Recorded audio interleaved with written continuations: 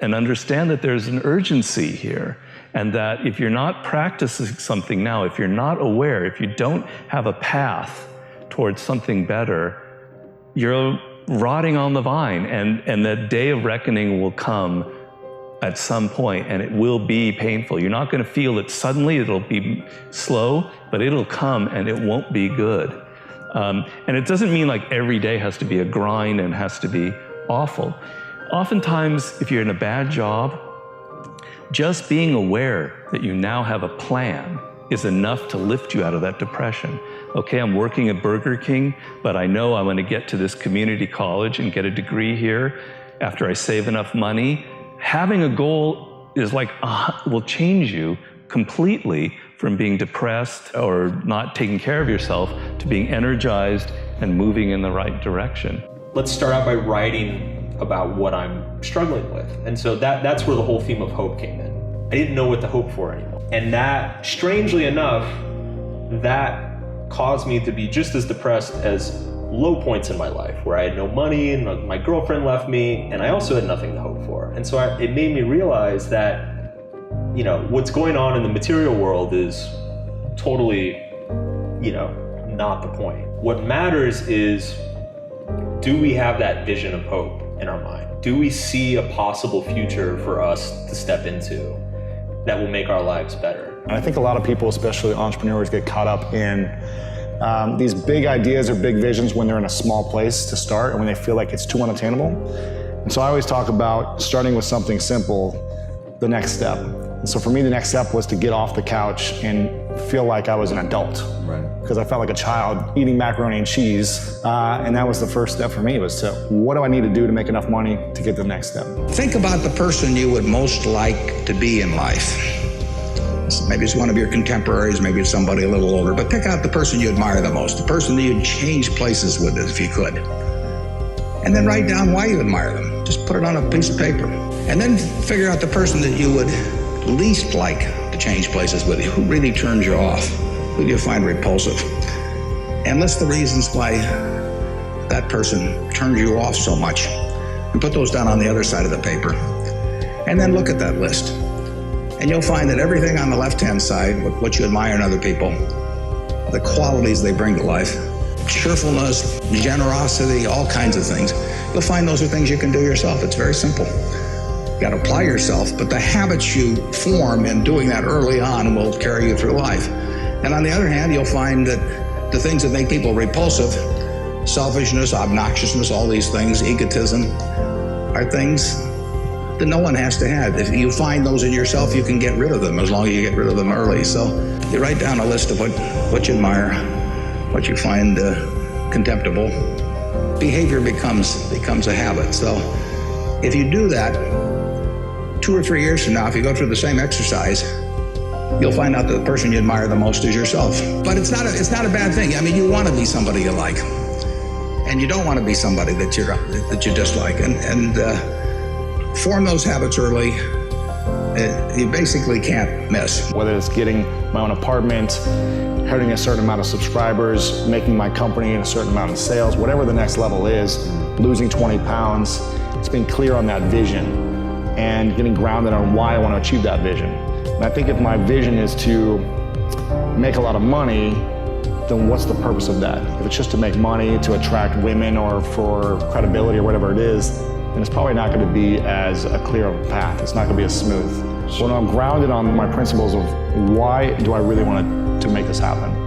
Why is it going to serve me, and how am I going to impact the most amount of people by doing this? Knock that thing out of your brain that you think you know what the universe is like, that you understand the galaxies and what's going on. You really don't have any idea. You need to get back that sense of wonder and excitement and openness and flexibility of mind. If that's all that you have, you're just going to be a child, and children don't make anything. They don't invent an iPhone, and children don't create a movie.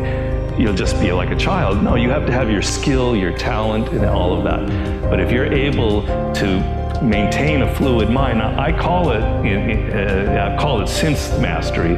a yoga for the mind? How do you literally stretch your mind so it becomes as flexible as, so you can do a down dog mentally? And negative capability is rule number one for being a creative person.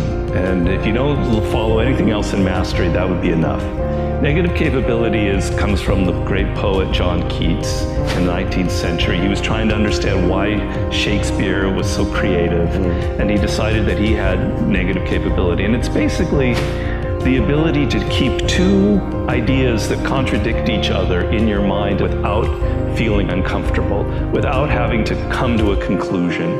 You can think about something without rushing to judgment and conclusion. You can be in the moment. You can say, well, it could be this, it could be that, it could be that. And you don't have to decide whether it's A, B, or C. You're open to adopting 3 or 4 different viewpoints. For you to have any vision of hope in the future, something needs to be better or worthwhile. Like, it needs to be valuable. The life you're looking to create. And it can be anything. It can be helping out the kids at the local school. It can be building a company. It can be buying a new car, whatever. You need to decide that something is more valuable than what you have today. And oddly, a lot of people struggle with that. They don't know which way to go. They don't know what a better life would look like. Or they want to do so many things that they do nothing. And so they don't go anywhere. So it's like you got to pick that one thing that is kind of the central value in your life. And then the second component is that you need to feel that you're capable of getting there.